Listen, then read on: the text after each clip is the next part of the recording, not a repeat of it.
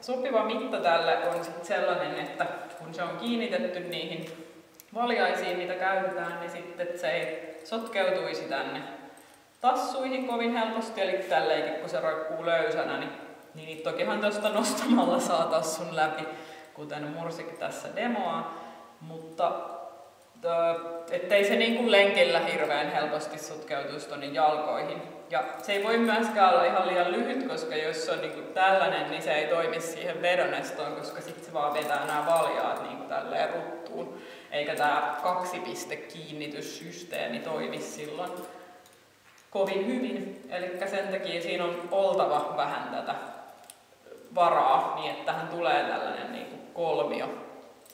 Ja sitten sen pituuden olisi hyvä olla myös semmoinen, että sen saa helposti tuosta koiran pään yli vaihdettua, että jos mulla vaikka koira kulkee lenkillä eri puolilla, niin sitten se toimii paremmin, kun se tää on aina tässä niin kuin hihnan ja ohjaajan puolella tämä lenkki. Eli sitten jos me vaihdetaan puolta, niin mä saisin tämän suht vaivattomasti tästä pään yli käännettyä niin, että se ei ole koiralle epämiellyttävää. Ja joskushan pitää aika nopeastikin pystyä vaihtaa sitä puolta. Niin semmoiset on ne mittausohjeet tälle.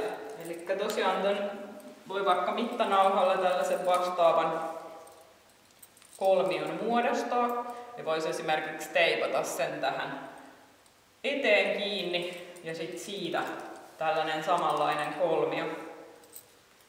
Tää toinen pää tänne.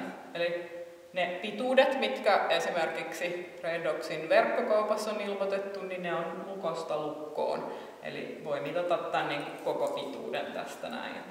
Tuolta lukosta tämä kolmio on tänne lukkoon.